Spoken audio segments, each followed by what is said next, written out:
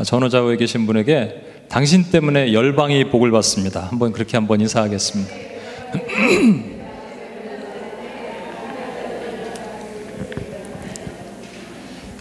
예, 같이 기도하겠습니다. 하나님 아버지 감사합니다. 오늘 이 자리에 성령이 함께 하시고 하나님의 깊은 임재 가운데 우리가 들어갈 수 있는 은혜의 시간을 주심을 감사합니다. 부족한 자가 말씀을 증거할 때 사람의 소리는 가리시고 성령 안에서 듣는 자나 전하는 자가 모두 교통할 수 있도록 도와주시옵소서. 우리를 원하신 예수님의 이름으로 기도합니다. 아멘. 네, 반갑습니다. 저는 UPS라는 FedEx랑 전혀 상관이 없는 Urban Prayer Station이라는 단체의 선교단체의 대표를 맡고 있는 김경환 목사입니다. 김진애 목사님과는 몇 년 전에 이렇게 뵙게 됐고요. 그보다 훨씬 이전에 제가 늘 집에서 기도하거나 할 때 즐겨 듣는 찬양, 즐겨 부르는 찬양 중에 너의 하나님 여호와 이 찬양이 있습니다. 그것을 작곡하신 분이 우리 김진호 목사님인 줄은 저는 꿈에도 몰랐습니다. 그래서 참 뵙고 늘 좋은 말씀을 듣고 있습니다. 제가 오전 예배 때도 말씀을 드렸는데 외부 강사가 오면 항상 이렇게 그 교회 담임 목사님 좋은 얘기도 해주잖아요. 미리 목사님과 짜고 한 얘기는 절대 아니고요. 제가 선교단체를 섬기다 보니까 예전에 또 예수전도단에 잠깐 섬긴 일이 있다 보니까 그런 것이 있더라고요. 이 지역교회에 계신 목사님들은 충분히 이해가 갑니다만 선교단체에 이렇게 성도들이 가는 것이 이렇게 탐탁하지 않을 수도 있습니다. 또 이렇게 신앙이 섞일 수도 있고 그렇기 때문에 얼마든지 이해가 갑니다만은 저희 그 김진호 목사님은 우리 해경자매도 그렇고 여기 최영균 장로님 부부도 그렇고 가서 열심히 배워오라고 적극적으로 저희에게 또 이렇게 위탁도 해주시고 그러셔서 그거는 사실은 제가 이 사역자들의 입장에서 보면요 절대 쉽지 않은 겁니다. 그만큼 열려 계신 이 마음을 가졌다는 것은 쉽지 않은 일이고요.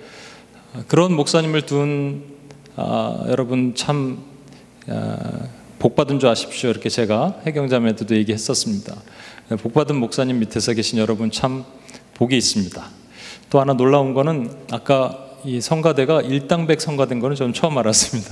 이름이 일당백 성가대라고 아까 그러시는데 예. 오늘 본문 말씀 우리가 너무나 잘 아는 말씀인데요. 여러분에게도 이게 각자 가장 좋아하는 말씀들이 한 가지 있지 않으십니까? 근데 그 유버전이라는 앱이 있습니다. 2016년도에 그 유버전 앱에서 조사를 했습니다. 전 세계 사람들은 어떤 말씀을 가장 좋아할까? 그랬더니 로마서 8장 28절의 말씀을 가장 좋아한다고 합니다. 우리가 알거니와 하나님을 사랑하는 자 곧 그 뜻대로 부르심을 입은 자들에게는 모든 것이 합력하여 선을 이루느니라. 이 말씀을 가장 좋아한대요. 그런데 한국 분들은 좀 다른 말씀을 좋아합니다. 한국 분들은 어떤 말씀을 좋아할까요, 여러분? 예, 오늘 우리가 읽었던 이 말씀입니다. 내게 능력 주시는 자 안에서 내가 모든 것을 할 수 있느니라. 이 말씀이래요. 재미난 것은 2016년도에요. 한국 사람들이 가장 좋아했던 구호가 있답니다. 그 구호는 뭐냐면 할 수 있답니다. 그 할 수 있다는 구호를 왜 좋아하게 됐냐면 2016년도에 브라질 올림픽이 있었죠. 그 브라질 올림픽 때 한 펜싱 선수가 외쳤던 그 구호였기 때문입니다. 그 입에서 할 수 있다라고 외쳤던 박상영 선수라고 펜싱 에페 종목에 출전했던 박상영 선수가 금메달을 따면서 그게 이제 회자가 됐습니다. 박상영 선수는 사실 3위까지 한때는 3위까지 올랐던 유망주였지만 나중에 이제 부상으로 인해서 21위까지 떨어졌고 어렵게 결승에 진출했습니다만 많은 사람들은 박상영 선수를 그렇게 기대하지 않았다고 합니다. 또 결승에서 만난 상대가 세계에서 가장 노련한 헝가리의 임레 게자라는 선수였는데요. 예상과 마찬가지로 15점을 따면 끝나는 것인데 13대 9까지 끌려가게 됩니다. 이제 거의 끝난 것이죠. 사람들은 그렇지 이건 뭐 안 되는 게임이야 이렇게 생각했을 것입니다. 13대 9가 됐는데 그때 관중석에서 한 명이 소리를 크게 질렀습니다. 할 수 있다! 누군가 이렇게 외쳤죠. 그때 박상영 선수가 고개를 끄덕끄덕하면서 할 수 있다. 그래, 할 수 있어. 할 수 있어. 이게 계속 요즘 뭐 CF에도 나오고 그럽니다. 사실은. 그러고 나서 기적이 일어났습니다. 대역전극이 벌어진 거예요. 박상현 선수가 금메달을 땄습니다. 영웅이 된 거죠. 단숨에. 모든 매스컴은 그의 할 수 있다에 집중하게 됐습니다. 비슷한 케이스인데 좀 다른 경우가 있습니다. 여자 다이빙 종목인데요. 2000년 말까지 여자 다이빙 종목은 전 세계에서 중국이 다 잡고 있었습니다. 무려 16년 동안 금메달을 뺏긴 적이 없습니다. 난공불락의 중국 벽을 어떻게 넘겠습니까? 시드니 올림픽에 또 마찬가지였습니다. 시드니 올림픽 때 뭐 예상하던 바로 1, 2위를 모두 중국이 예선전을 통과해서 본선에서도 1, 2위를 하고 있었습니다. 총 5차전까지 가는데요. 3차까지 1, 2위를 중국이 하고 있었습니다. 그런데 한 선수, 전혀 주목받지 못한 한 선수가 3차 시기에서 1위를 했습니다. 그때 이제 카메라가 그 인연을 주목하게 됐죠. 그리고 4차 시기에 이 중국 선수들이 실수하는 바람에 또 1위를 했습니다. 그리고 그녀가 혼자 중얼중얼 거리는 소리를 카메라가 이게 클로즈업합니다. 그 중얼거리는 소리가 무엇이었을까요? 할 수 있다였으면 좋겠는데 그게 아니라 오늘 우리가 읽었던 이 말씀입니다. 내게 능력 주시는 자 안에서 내가 모든 것을 할 수 있느니라. 그녀는 1등을 했습니다. 금메달을 땄습니다. 카메라에 프레시가 터지고 무려 또 그는 실제적으로 말이죠. 중간에는 한 60점이나 차이가 났기 때문에 이거는 있을 수 없는 기적이 벌어진 것이고요. 7주 동안에 그녀가 이 부상으로 인해서 경기에 출전하지 못했기 때문에 아무도 이 로라 윌킨슨을 주목하지 않았었습니다. 경기가 끝나고 나서 많은 취재진들이 어떻게 승리할 수 있었습니까? 어떻게 그 대역전을 할 수 있었습니까? 하니까 이렇게 얘기합니다. 내게 능력 주시는 자가 이 일을 하셨습니다. 여러분, 두 개가 매우 비슷해 보이죠? 결과는 똑같습니다. 대역전극을 이뤘다는 것은 매우 똑같습니다만은 그 과정에서는 엄청난 차이가 있습니다. 한 명은 할 수 있다라는 정신력과 자기 암시를 통해서 금메달을 이뤘습니다. 기적을 이뤘습니다. 박상현 선수는 제가 알고 있기로는 크리스찬은 아닙니다. 근데 또 한 명, 이 로라 윌킨스는 자신의 힘이 아닌 하나님의 힘으로 내게 능력 주시는 자 안에서 그분이 할 수 있다라고 고백함을 통해서 금메달을 딴 것입니다. 두 개는 엄청난 차이가 있는 것입니다. 우리는 좀 착각을 합니다. 크리스찬이라고 얘기하면요, 크리스찬은 항상 기적의 삶을 살아야 되는 것처럼 생각합니다. 근데 진짜 그런가요? 우리보다 넌 크리스찬들의 삶이 기적처럼 열리는 경우가 훨씬 많지 않습니까? 그래서 그 속상한 일들이 많이 있지 않습니까? 하지만 기적의 유무랑 상관없이요, 우리가 생각해야 될 것은 세상 사람들은 하나님을 모르기 때문에 당연히 할 수 있다, 정신통일과 자기 암시를 계속 주장하면서 그래서 좋은 성과를 낼 수가 있습니다. 그렇지만 크리스찬이 만약에 믿는 성도가 그냥 그런 단순한 할 수 있다라는 이 정신통일의 삶을 신앙으로 연장한다면 그건 심각한 문제가 있는 겁니다. 그래서 신앙인 중에는 때로는 하늘은 스스로 돕는 자를 돕는다를 좌우명으로 삼는 사람이 있대요. 여러분, 이것은 성경에 나오는 말씀이 아님에도 불구하고 미국 사람들의 70%는 이게 성경에서 나오는 말씀인지 착각한답니다. 하늘은 스스로 돕는 자를 돕는다는 것은 불신자였던 벤자민 프랭클린이 말한 말이고요. 만약에 저와 여러분이 막 발버둥 치고 막 어떻게든지 노력하고 하니까 하나님께서 우리를 측은히 여기셔서 그래 내가 너를 도와줄게 하신다고 생각했다면 이거는 큰 오산입니다. 이거는 매우 비성경적인 발상입니다. 사실 한국 성도가 전 세계 2016년 전 세계 성도가 가장 좋아했던 말씀, 로마서 8장 28절 말씀, 모든 것이 합력하여 선을 이루느니라. 전 세계 사람들은 그걸 좋아하는데 한국 사람은 내게 능력 주신 자 안에서 모든 것을 할 수 있느니라 했기 때문에 얼마나 사실 이건 창피한 겁니다. 한국 성도가 가지고 있는 이 기복신앙이 얼마나 그 전면에 깔려 있는지를 우리가 볼 수 있는 한 대목이거든요. 그렇다면 바울도 그런 의미로 얘기했을까요? 바울도 그냥 할 수 있다, 그런 차원으로 정신통일, 자기 암시로 얘기했을까요? 이걸 알려면요, 이 빌립보에 대한 백그라운드를 잠깐 봐야 되는데요. 성경에서 이 바울이 옥중, 그 감옥에서 쓴 편지가 있는데 그 중에서도 초창기에 쓴 게 있고 저 말기에, 옥중 말기에 쓴 것이 있는데 이 빌립보는 옥중 말기에 쓴 책입니다.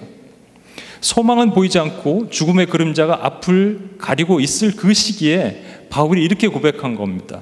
그래서 이 내용을 좀 알려면요, 그 바로 전절에 있는 11절, 12절을 같이 한번 봐야 되는데요. 11절 말씀 한번 같이 한번 보실까요? 예, 같이 한번 읽을까요? 내가 시작. 내가 궁핍함으로 말하는 것이 아니니라 어떠한 형편에서든지 나는 자족하기를 배웠노니. 여기서 궁핍한다고 말했죠. 궁핍할 수밖에 없는 것이, 옥중 생활이 당연히 궁핍하죠. 그런데 그런 상황 가운데서도 자족하는 것을 배웠대요.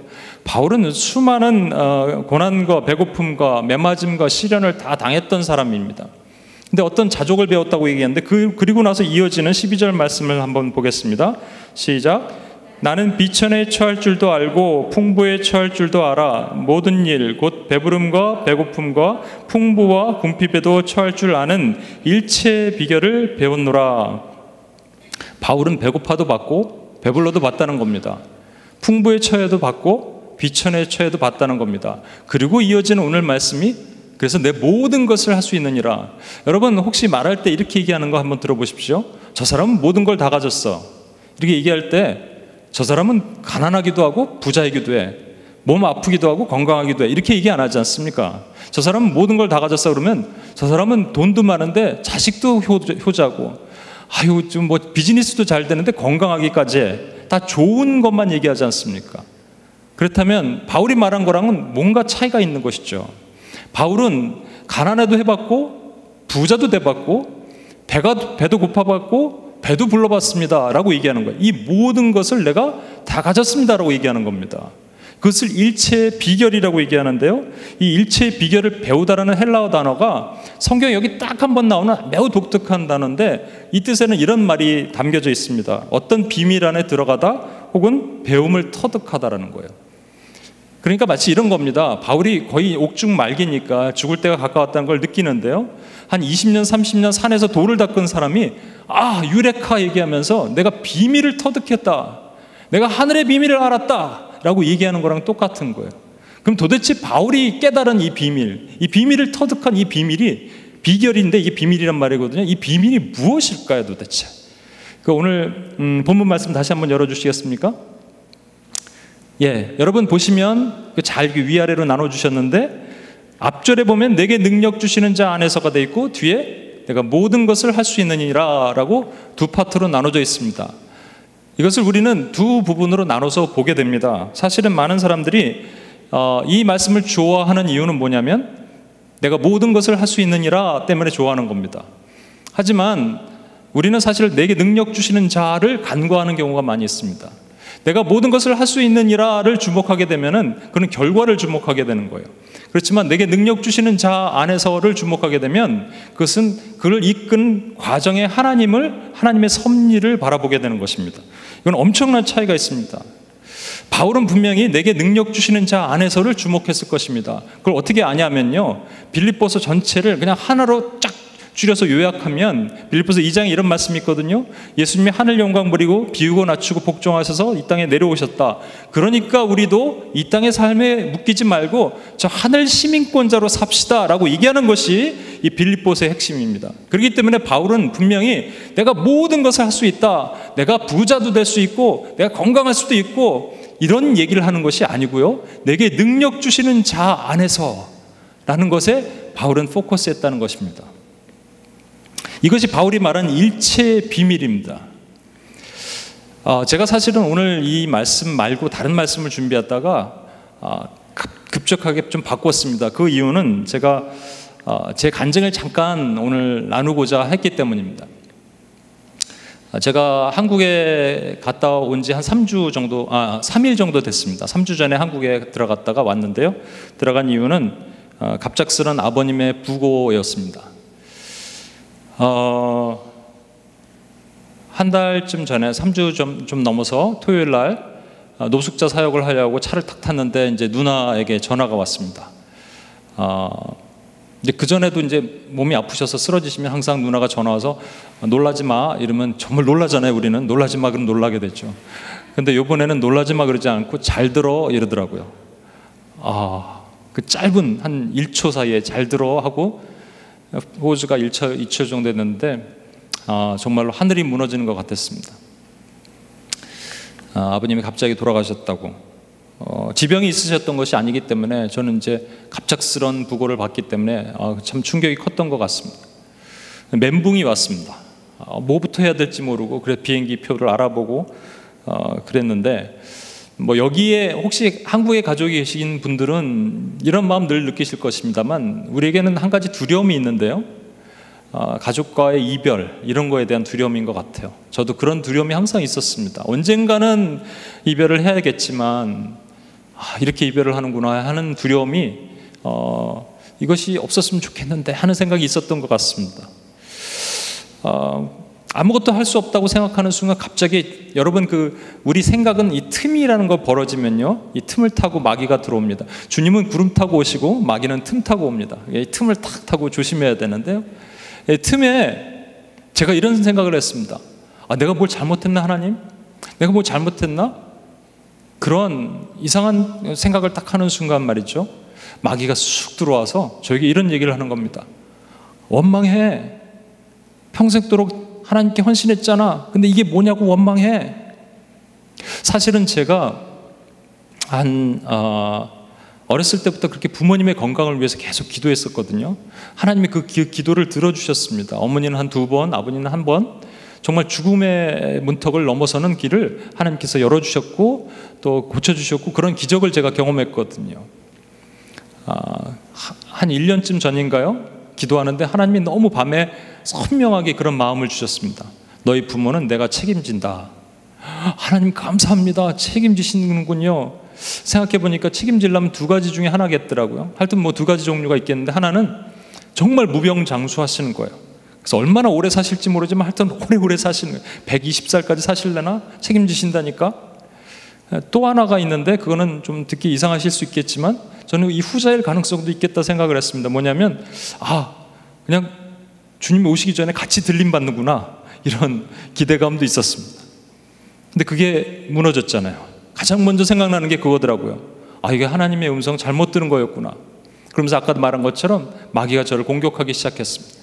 그때 제가 이렇게 얘기했습니다. 마귀에게, 사탄에게, 사탄아 물러가라. 너는 하나님의 일을 생각하지 않고 사람의 일을 생각하게 하는도다. 그리고 제가 바로 무릎을 꿇었습니다. 하나님, 저는 이 시간 절대 이 시간부터 하나님을 원망하지 않습니다. 하나님 감사합니다. 하나님을 찬양합니다. 공항에 갔습니다. 그래서 빨리 LA에서 갈아타는 비행기를 타고 가려고 공항에 갔고 또 많은 분들이 배웅 나오셔서 그리고 이제 들어가려고 그랬더니 여권이 만료되는 걸 모르고 만료된 여권을 들고 들어가려고 그랬습니다. 못 들어간다는 겁니다. 이 2번째 멘붕이 왔는데 첫 번째보다 더 크더라고요. 장례식장을 못 가는 이 불효의 마음이 얼마나 크겠습니까? 그때 주님 어떡합니까? 했을 때 2번째 또 생각이 들어오는 거예요. 왜 그러냐고 좀 원망해봐. 그런데 제가 사단아 물러가라. 하나님 찬양합니다. 감사합니다. 그때 이 대만 형제가 있는데 믿은 지 얼마 안 된 형제가 저에게 하나님의 분명한 목적이 있을 거래요. 그래 고맙다. 뭔지 모르지만. 그러고 있는데 여기 왔던 우리 간사님이 급하게 전화를 해서 어떻게 영사관에 통해서 전화를 했더니 그때가 토요일 2시입니다. 근데 이멀전시로 일하시는 분이 와 계신 거예요. 왜냐하면 그 여행자 2분이 패스포드를 분실했대요. 그래서 그분들 처리해 주느라고 퇴근을 못하고 있으니까 빨리 가라. 근데 여러분 JFK에서 맨하탄까지 얼마나 멉니까? 얼마나 막힙니까? 빨리 가도 한참 걸릴 텐데 때마침 그때가 롱 위켄드였습니다. 한 30분 만에 갈 수 있었습니다. 가서 돌아오면서 이 비행기표를 다시 그날 새벽 비행기로 바꿨습니다. 돌이켜보니까 하나님께서 저를 만약 LA에서 갈아타고 그랬으면 제가 막 생각이 많고 또 고민하고 힘들어 할까봐 그냥 푹 재워주신 것 같아요. 밥도 거의 안 먹고 한 10시간을 잤습니다. 비행기 안에서 제가 하나님께 감사하다 보니까 좀 쓰고 싶었어요. 한 20가지의 감사 제목을 막 써내려갔습니다. 좀 개인적인 내용도 있지만 이해하시고 한 20가지만 한번 들어봐 주시겠습니까? 이것을 제가 이제 아버님 천국 환송 예배 때 낭독을 했는데 그 내용입니다. 첫 번째, 저를 사랑하시고 제가 사랑할 수 있는 멋진 아버지를 선물로 주셔서 감사합니다. 두 번째, 온유하고 다정하셔서 한 번도 자녀들에게 큰 소리 내지 않으신 아버지를 주심을 감사드립니다. 세 번째, 따뜻하고 정이 많으시고 그 온유함을 삶으로 배우게 하신 하나님께 감사드립니다. 네 번째, 어렸을 적부터 늘 아내를 존대하는 젠틀맨 아버지를 멋지게 생각하게 하신 하나님께 감사드립니다. 다섯 번째, 불신 가정에서 믿음의 첫 열매로 그 뿌리를 내리게 하심에 감사드립니다. 여섯 번째, 늘 찬양을 듣고 부르기를 좋아하셔서 찬양을 습관처럼 하시면서 사심을 본받게 하심에 감사드립니다. 일곱 번째, 정감 넘치게 늘 손주들을 챙기시고 손녀딸에게 꼬마 친구라고 부르시는 모습 속에서 예수님이 아이들을 부르셨을 때 모습을 연상하게 하심을 감사드립니다. 여덟 번째, 보이지 않는 하나님을 보고 싶어 기도할 때 가장 먼저 떠오르게 하신 형상으로 육신의 아버지를 보여주심을 감사드립니다. 아홉 번째, 건강과 여건을 허락하여 주셔서 저와 어머니와 많은 곳에서 좋은 추억을 쌓도록 허락하신 하나님을 감사드립니다. 열 번째, 많은 예술적 재능을 주시고 그 재능을 물려받게 하심에 감사드립니다. 11번째, 줄이지도 넘치지도 않는 평화스러운 가정의 가장으로 기억되게 하심에 감사드립니다. 12번째, 세상이 가진 기준이 아닌 아버지 그 자체로 아버지를 부끄러워하지 않고 자랑스러워하게 하신 하나님께 감사드립니다. 13번째, 늘 환한 웃음으로 사람에게 웃음을 전하는 아버지를 배우게 하심을 감사드립니다. 14번째, 오랜 지병이나 잔병 치레 없이 천국으로 인도하심을 감사드립니다. 15번째, 큰 사고 없이 천국으로 인도하심을 감사드립니다. 16번째, 가장 맑은 정신일 때 하늘나라로 인도해 주심을 감사드립니다. 17번째, 작별의 인사를 제외의 인사로 연기해 주신 하나님께 감사드립니다. 18번째, 아들을 목회자로 인정하시고 아들에게 기도받는 것을 기쁨으로 여기신 순종의 아버지를 주신 하나님께 감사드립니다. 19번째, 제 안에 저 하늘의 영광, 천국의 소망을 실질적으로 품게 하신 하나님께 감사드립니다. 20번째, 저희 아버님이 젊으셨을 땐 그레고리 팩을 좀 닮으셨습니다. 그레고리 팩 닮은 멋쟁이 아버지 주심을 감사드립니다. 그리고 돌아보았습니다. 하나님이 책임지신다고 했는데 왜 데려가셨을까? 그런데 지금까지도 수많은 것들로 입증하셨습니다. 하나님 책임져 주셨습니다. 다른 방법도 있었고, 사고나 오래된 질병이나 또 나이 드셔서 머리가 좀 안 좋아지거나 이런 것도 있을 텐데 그런 거 없이 하나님이 데려가신 이 모든 것이 감사할 것들이라는 것을 입술로 고백하게 하셨습니다. 그런데 인간인지라 보고 싶고 섭섭하고 아쉬운 것은 어쩔 수 없는 것 같아요. 저희 부모님 또 부부가 너무 금실이 좋으셨어요. 그러다 보니까 우리 어머니가 아버님이 가시기 전에 참 신기하게 옷들도 다 정리해 놓으시고 또 앨범도 정리해 놓으시고, 이게 어머니 제 상장 같은 거 있었는데 그걸 다 치우고 어머니로 이렇게 딱 정리해 놓으시고, 그런 걸 보면서 어머니가 이렇게 말씀하십니다. 너희 아버님이 나를 너무 사랑하셨어. 이렇게 한마디 할 때마다 막 우시는 거예요. 그때 제가 어머니랑 같이 손을 잡고 이렇게 얘기했습니다. 이제부터 우리가 생각을 바꾸겠습니다. 저를 따라서 해서요, 어머니. 그렇게 얘기했습니다. 아버님이 나를 너무 사랑하셨어가 아니라 하나님이 아버지로 하여금 나를 사랑하게 하셨어. 으로 바꾸자고 얘기했습니다. 어머니가 그렇게 고백했습니다. 그런데 이 짧은 고백, 이 작은 변화에 엄청난 변화가 일어났습니다. 저도 그렇고 어머니도 그렇고요. 슬프지가 않은 거예요. 미안할 정도로, 죄송할 정도로 슬프지가 않은 거예요. 왠지 아십니까? 우리는 사람을 생각하는 우리 가슴에 사람의 그릇을 넣었거든요. 근데 그 자리에 하나님이 들어갔으니까 슬픔이 없어졌어요. 근데 조금 남았죠? 조금 남은 것을 마저 채우기 위해서 이렇게 고백하자고 얘기했습니다. 이제 이렇게 바꿉시다. 뭐냐면 아버님 자체를 빼는 거예요. 하나님이 아버지로 나를 사랑하게 하셨어에 아버지를 빼버리면 뭐가 되죠? 하나님이 나를 사랑하셨어. 엄청난 능력이 부어졌습니다. 이건 정말 능력이라고 말할 수밖에 없어요. 이건 슬픔 자체가 아니라 기쁨으로 바뀌는 엄청난 능력을 경험하게 됐습니다. 이게 도대체 무엇일까? 이게 무엇이냐면요, 아까 우리가 읽었던 말씀, 내게 능력 주시는 자 안에서의 이 능력이라는 겁니다. 여러분, 능력 주시는 자 안에서 그렇기 때문에 그 능력 주시는 자는 능력도 있어야 되고 그 능력을 우리에게 주셔야 됩니다. 믿으십니까? 예.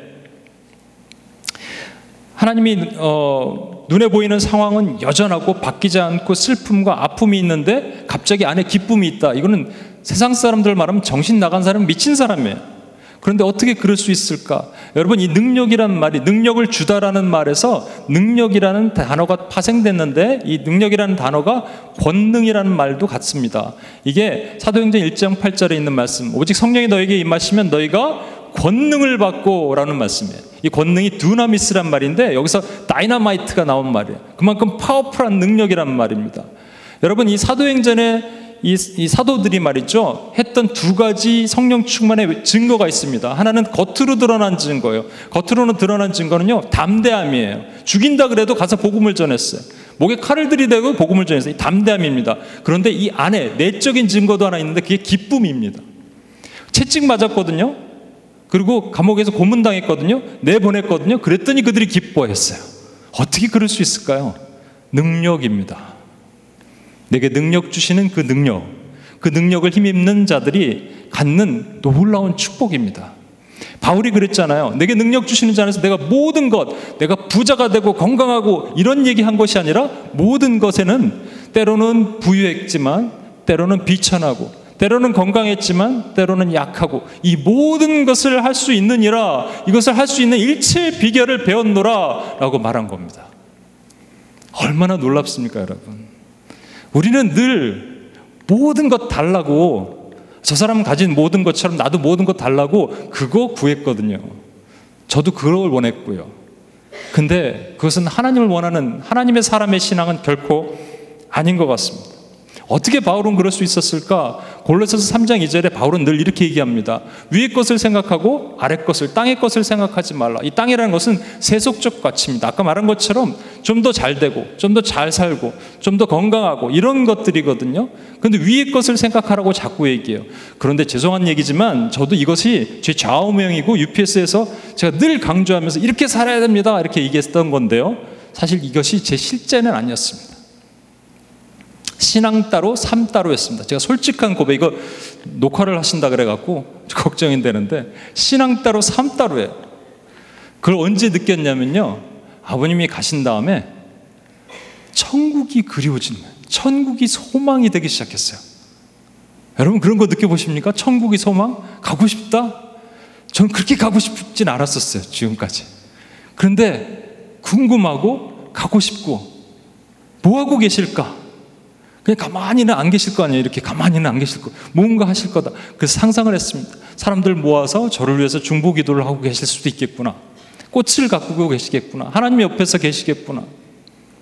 이것을 하다가, 이 고백을 하면서 천국이 그리워집니다 주님 하다가 제가 너무 죄송한 마음이 하나 들었습니다. 그건 왜냐하면요, 우리 아버님은 지금 가셨는데 우리 주님은 오래전부터 거기 계셨는데 난 주님 때문에 가고 싶습니다. 주님 때문에 천국이 그립습니다. 가고 싶습니다. 이런 고백을 제가 해본 기억이 없는 것 같아요. 우리 주님은 우리를 위해서 늘 그 하늘에서 우리를 중보하시는 그 분입니다. 이것이 일체의 비밀입니다. 이 땅에 살면은 이해할 수 없는 것들이 너무 많이 있어도 그것을 하나님을 기뻐함으로 신뢰함이 생기는 겁니다. 오전엔 이 말씀 안 했는데요, 여러분 이스라엘 백성들이 광야에서 행진할 때 보면 구름 기둥이 하늘에서 이렇게 내려오면 그들이 거기서 레위인들은 성막을 풀어서 성막을 조립하고, 이스라엘 백성들 한 200에서 250만 이스라엘 백성들은 광야에서 자기 집에 텐트를 칩니다. 다시 구름이 떠오르면 이 짐을 조립하고 정리해서 행진을 합니다. 한 38년 동안 광야에서 다녔기 때문에 그들이 한번 진을 치면 몇 년간 살았을까요? 한 2년 살 수도 있고 5년 살 수도 있고 그랬겠죠. 성경에 분명히 때론 1년, 때론 한 달, 근데 때론 이틀. 1년은 괜찮습니다, 여러분. 왜냐하면 그 이동하다가 진을 치면은 오늘 막 텐트를 치고 1년 살죠. 한 달까지 괜찮습니다. 근데 이틀이란 얘기는 뭐냐면요, 오늘 텐트 치고 이제 집을 져야 되거든요. 살라고 딱 들어서 짐을 푸는데 내일 구름이 떠오르는 거예요. 이동. 이해가 가십니까, 여러분?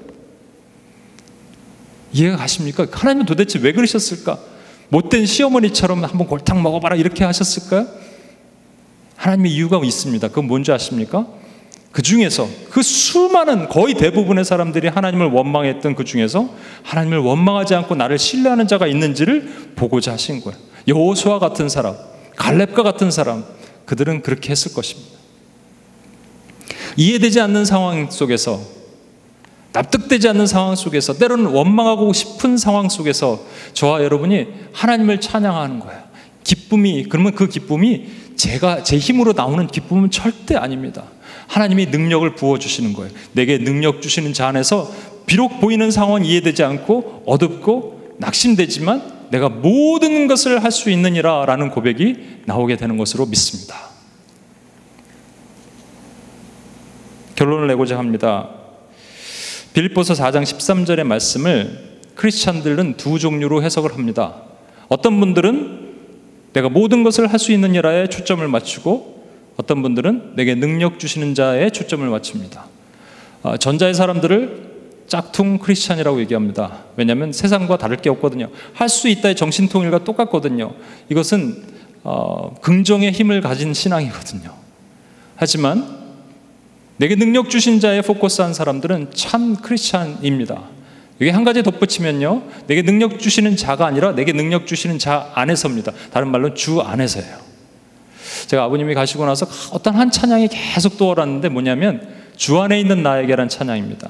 주 안에 있는 나에게 딴 근심이 있으랴, 십자가 밑에 나아가 내 짐을 풀었네. 그렇죠? 2절을 한번 제가 읽어볼 거예요. 2절이 더 은혜가 되는 것 같아요. 그 두려움이 변하여, 여러분 안에 두려움이 있고 막힘이 있고 답답함이 있고 우겨싸움이 있습니다. 근데 그 두려움이 변하여 뭐가 됐냐면요, 기도가 됐대요. 두려움 가운데 기도한대요. 그리고 전날의 한숨이 변하여 내 노래 되었네. 우리 이 찬양하면서 찬양으로 하나님께 한번 우리 마음을 올려드리고 같이 한번 기도하고 마치겠습니다. 주 안에 있는 나에게, 주 안에 있는 나에게 단 근심이 있으랴, 십자가 밑에 나가 내 짐을 풀었네. 주님을 찬송하면서 할렐루야 할렐루야. 내 앞길 멀고매도 나 주님만 따라가. 그 두려움이 변하여 우리의 기도가 됩니다. 내 기도 되었고, 우리 전날에 한숨이 있으십니까? 그 한숨이 변하여 나의 노래가 되었습니다. 아멘, 할렐루야. 내 노래 되었네. 주님을 찬송하면서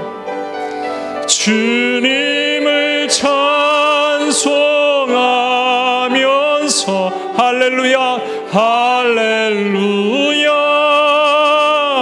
할렐루야. 내 앞길 멀고매도 나. 이 시간 오른손을 한번 들고, 우리 오른손을 들고 주님을 찬송하면서 주님을 찬송하면서 할렐루야 할렐루야. 내 앞길 멀고매도 나 주님만 따라가리. 이 시간 같이 한 번만 짧게 한번 기도하겠습니다. 바울이 옥중에서 세상이 말하는 모든 것 다 가졌다가 아니라 풍부에도 처해봤고 비천에도 처해봤고 배고픔도 알고 배부름도 안다. 내가 모든 것을 할 수 있느니라. 그것은 자족하는 능력, 하나님을 기뻐하는 것, 상황은 바뀌지 않고 보여지는 건 움직이지 않는다 하더라도 내가 하나님께 기뻐할 수 있고 하나님을 신뢰할 수 있느니라 라고 고백한 겁니다. 그렇게 할 수 있는 것은 사실 우리 힘이 아니고요, 하나님의 능력이, 하나님의 dynamis가 우리에게 부어졌기 때문입니다. 혹시 그런 상황 가운데 있고 또 입술로 하나님을 원망하고 싶은 마음이 드신 분들 있으십니까? 이 시간에 함께 하나님을 찬양합시다. 우리가 고백할 수 있는 건 하나님을 찬양하는 것입니다. 하나님을 찬양할 때 내가 알 수 없는, 말할 수 없는 능력이 우리 가운데 부어지고 그것을 이길 힘을 주십니다. 같이 한번 기도하겠습니다. 하나님 아버지, 이 시간 주님을 찬양합니다. 주의 이름을 높입니다. 하나님 아버지, 보여지는 상황과 낙심의 상황들은 바뀌지 않지만 하나님 입술을 열어서 하나님을 찬양하기를 원합니다. 입술을 열어서 하나님을 고백하기를 원합니다. 주여, 이 시간 하나님 아버지, 각 사람의 마음에 하나님 dynamis의 능력을 주십시오.